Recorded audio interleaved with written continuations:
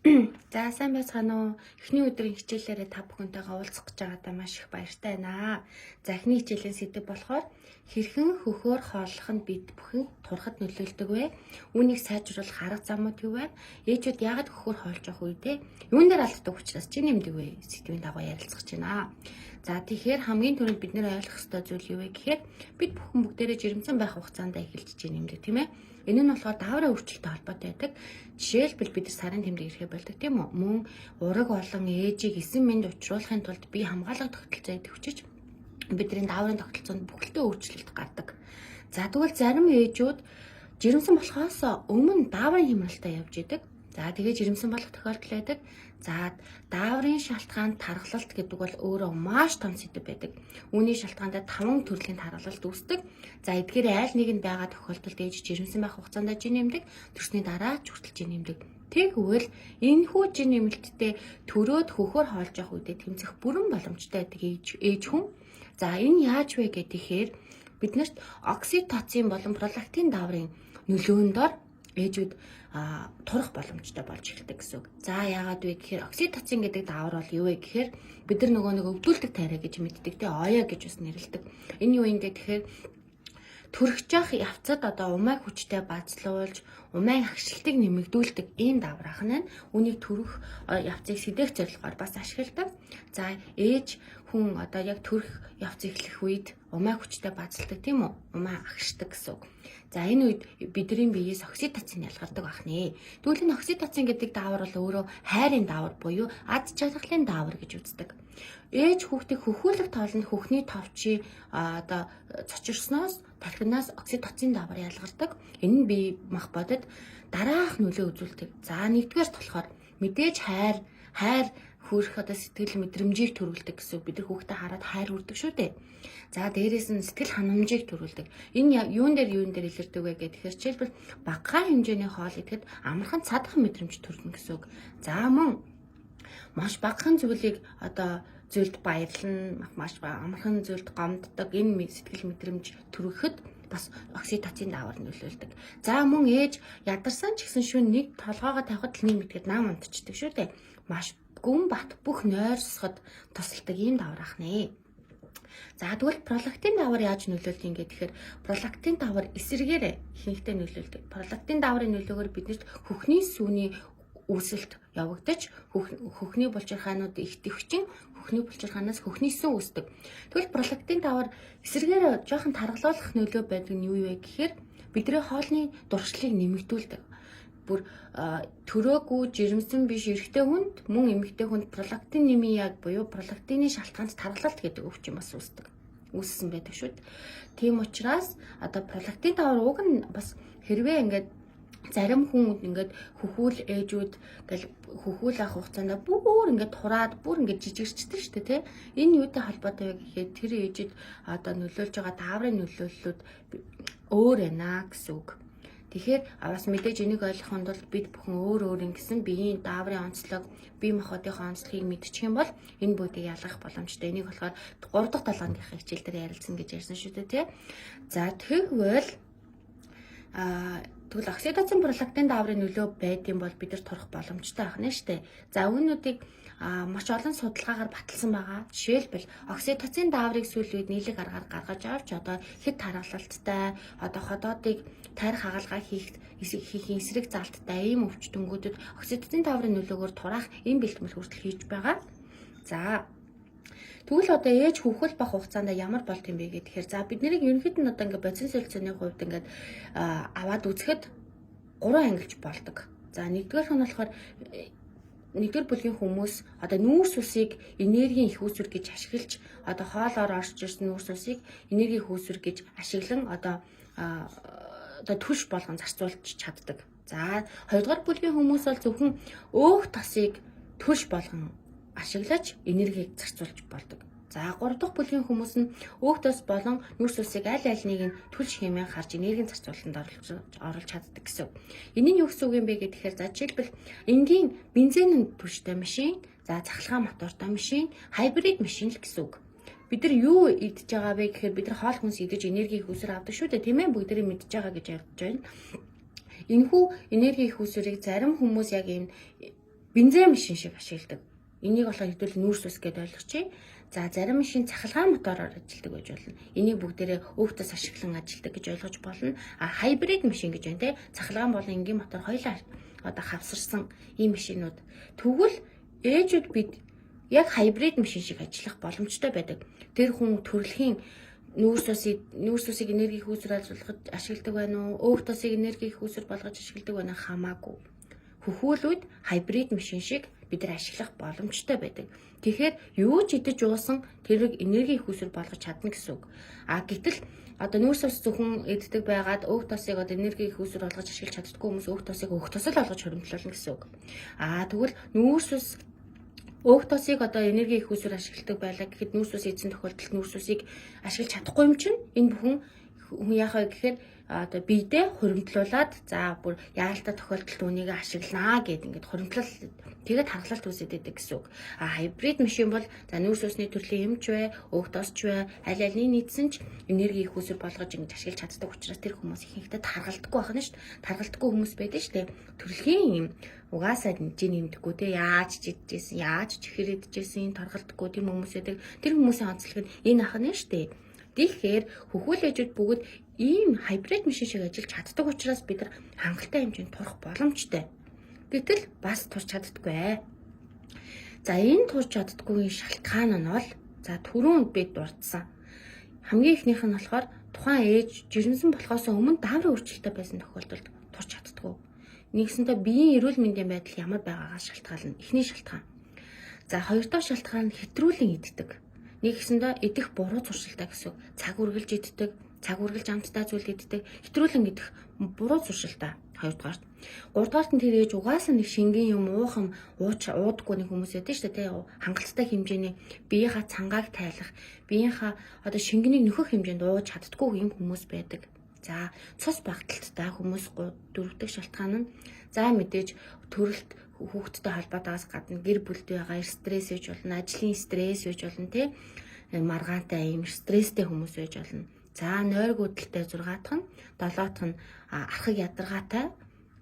За мэдээж одоо үйл ажиллагаа хэр идэвхтэй амьдрдгийн идэвхтэй амьдралтай хүмүүс байдаг те будангаас будангийн хооронд тэгэл идэхгүй хим маягтай хүмүүс. За жирэмсэн болохоос өмнө хүртэл амьдралын идэх сайтай одоо байнга дасгал хийдэг байсан, тодорхой хэмжээнд йога хийдэг байсан ч юм уу, бясалгал хийдэг байсан ч юм уу, ийм хөр төрлийн хүмүүс бол тодорхой хэмжээний одоо идэвхтэй амьдардаг байсан учраас тэр хүмүүс одоо идэвхгүй амьдардаг хүмүүсийг бодоход дасгал одоо турах процесс нь бол илүү 2 дахин илүү хурдтай явагддаг ахна гэсэн судалгаас гарсан байгаа.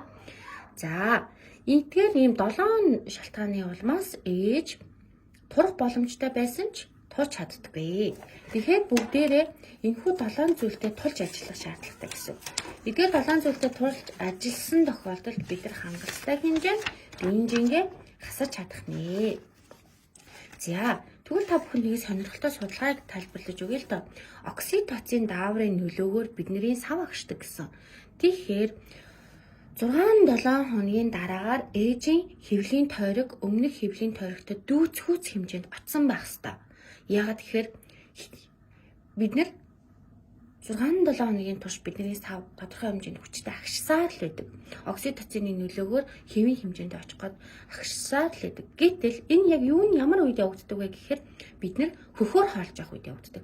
Ээж хүүхдээ гүйцэд хөхөөр хааллах, хөхний товч одоо цочирсан тохиолдолд окситоцин ялгардаг. Тэгээ сав сайн агшдаг. Дээрээс нь хөхний булчир хаанууд гүйцэд суларсан буюу хөхний сүү гүйцэд одоо хүүхэд хөхөж чадсан тохиолдолд сав сайн агшдаг. Энэ тохиолдолд хэвлийг буцаад хэвэндээ очих боломжтой. Ээж баадгансан ч баадагнаагүй ч 6-7 хоногийн дараагаар хэвлийн тойргийн хэмжээ өмнөх хэмжээнд дүүцгүүц хэмжээнд очих чадвартай байдаг байх нь бид нэр юм бий. Гэхдээ кесар хаалгаар төрсэн ээжүүд ихэнхдээ баадган чаддаггүй. Би жишээлбэл нөгөө босоо хаалгаар төрсэн, яралтайгаар төрсэн учраас гэзээ баадгнах боломж надад байдаггүй. Гэхдээ би төрсөн ч гэсэн хүүхэд хэмжээнд тавихтаа би хүүхдийнхээ үлгэний даавууг ингэж өргөн барьж агаад баадганчдаг байсан. Тэгэхгүй болохоор яг ингээ урд нэг юм амжаад ойдлоор өвдөгдөг тийм ээжүүд бүгд мэдчихэж байгаа. Тэгэхээр тодорхой хэмжээнд даавуугаар баадгнах бол зүгээр яах чгүй ямар ч асуудал байхгүй. Баг багаар баадагнаад байвал бас сав агшихад ч гэсэн нөлөөлнө. Дээрээс нь би бас 20 кг нэмдэг ерөнхийдөө жирэмсэн байх хугацаанд. Тэгэхээр хэвлийн хүндийн мэдээж нэлийн нэмэгдсэн байгаа. Тэр тохиолдолд баадрна төхөр надад айгүй эвтэйхэн байдаг.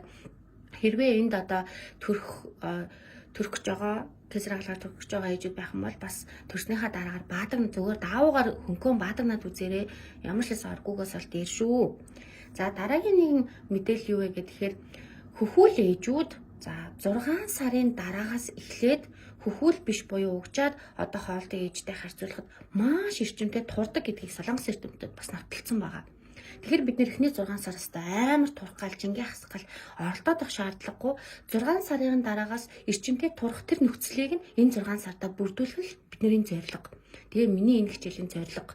Энэ миний хэлж байгаа арга хэмжээнүүдийг 6 сарын хугацаанд ингээд аваад ах юм бол чи 6 сарын дараагаас эхлээд хэвийн хэмжээнд маш хурдан очно гэсэн ядрахгүйгээр, үлсэхгүйгээр, хоол сайхгүйгээр очих боломжтой.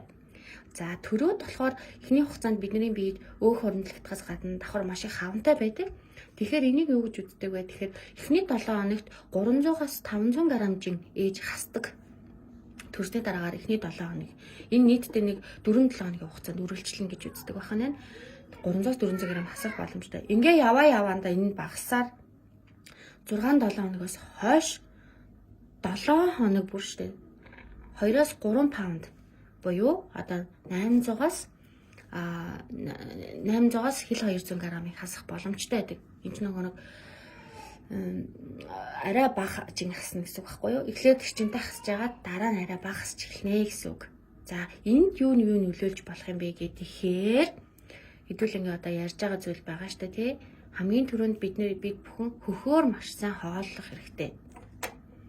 Хөхөөр сайн хооллохоор сав сайн агшин, окситоцин сайн даавар ялгарна. Тэгээд дээрээс нь окситоцины нөлөөгөөр бид нар сэтгэл хангалуун байна, бага эдэн, сайн унтна.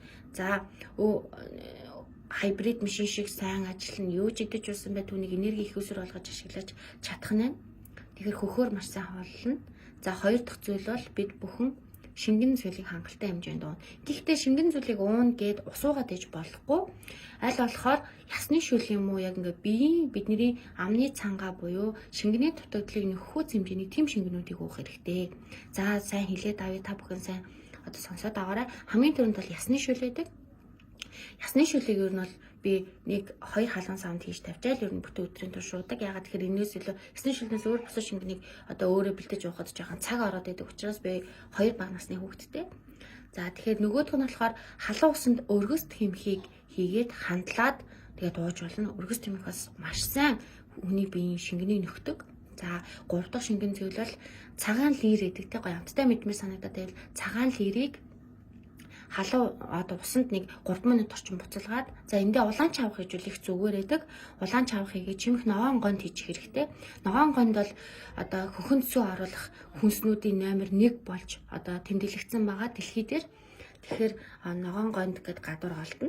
Бор гонд биш шүү. За ногоон гондыг хийгээд за ингээд 3 минут орчим буцалгаад тэгээд шүүсийг нуугаад жимсийг нэтэж болно. Улаан чавга өөрөө цус маш сайн төлжүүлдэг учраас цус багталтын шалтгаантай тархалттай, цус багталтын шалтгаантай одоо ээжүүд хөхөнд сүү бас маш бага ордог. Ийм ээжүүд байх юм бол энэ цагаан лир, улаан чавга, ногоон гондтой энэ шингэнийг хийгээд бүтэн өдрийн турш уугаад үзээрэй. Маш гоё хөлс гардаг, ядаргаа тайлагддаг, сайн унтдаг, шингэн нөхдөг, хөхөнд бол маш сайн сүү оруулдаг. Унтахынхаа өмнө ганц аягийг уугаад унтахад бол үнэхээр сайн сүү орсон байдаг. Маргааш нь тэр чигтээ бүтэн маш сайн сүүтэй байдаг. Тэгээ хүүхэд ч гэсэн хөхөө сайн одоо хоослоод хөхөө тах юм бол та амархан сайн турнаа гэсэн үг. За ингээд хоёр дахь арга шингэн зүйлсээ авах нь байна. За тэгвэл шингэн зүйлээ яаж уувал илүү үр дүнтэй байдаг вэ гэхээр бид нар хөхүүлж штэ. Хөхүүлээд за хөхүүлж авах үедээ уу гэдэг хөхүүлэхийнхаа өмнө ч гэсэн халуун бүлийн уугаараа гэж хэлдэг те. Миний анзаарснаар хөхүүлчээд ингээд хоёр хүүхийг хоёулангийн одоо ямар нэгэн байдлаар хоосорчлох хүүхэд хөхлөө гэж бодоход хүүхдээ хөхүүлсний дараагаар маш их өлсдөг. Гол харлаад идэг. Энэ үедээ уух юм уучаар өлсөх мэдрэмж угаасаа дарагдчихдаг. Бид нэр өлсдөггүй байх нь штэ. Пролактин даавар л бид нарыг өлсгөөд байгаа болохоос бид нэр өөрсдөө л яг үнэндээ өлсөөгүй. Бид нар цангацсан байгаа байхгүй юу? Тэгээ бид нэр өөртөө ингээд хоригдлуулсан байгаа энэ их хэмжээний өөгч нь уг нь хөхний сүү үүсэлтэнд л оролцоон тулд хадгалагдсан байгаа зүйлүүд байхгүй юу? Ингээд илүүдл нөөц байдлаар хадгалчихсан. Үнийг ашиглахын тулд харин бид нар шингэн зүйлүүд уугаагаар бид өөх тус ашиглаж эхэлнэ гэсэн. Тэгэхээр хөхүүлээд өвсөх мэдрэмж төрсэн тохиолдолд шингэн мовчих хэрэгтэй. Тэгээд дараа нь юмаа идэх хэрэгтэй. Хоолыг бол хорихгүй. Гэхдээ бид нэр цаг үргэлж идэх шаардлага ерөөсөө байхгүй. Үндсэн 3 хоолоо өглөөний хоол, өдрийн хоол, оройн хоолоо идэхэд л хангалттай.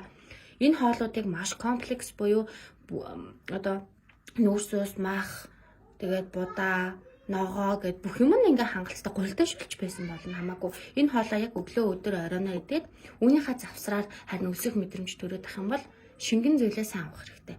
Ингээд л та хангалттай хэмжээний бараг 6 сарын хүлээх шаардлага гохор хэмжээндээ очиж. За мэдээж гүн бат бүх унтах хэрэгтэй. Хүүхд унтаал явал унтаатай гэдэг яг үнэндээ болох удлаа бид нар унтаадлах үед нь унтаатай чаддаггүй шүү дээ. Харин шөнө л бат бүх нойртой байх хэрэгтэй. Тэгвэл шөнө унтаж сурах хэрэгтэй ахна тий. Тэгвэл шөнө унтаж сурахын тулд хүүхдээ нам унтуулж сурах нь. Тэгвэл бидний 2 дахь хичээл буюу хөхөөр хооллох нь хүүхдийг нам унтахад маш сайн нөлөөлдөг. Ээжийг бас амраана гэсэн үг. Тэгэхээр яаж хөхөөр зөв хооллох вэ?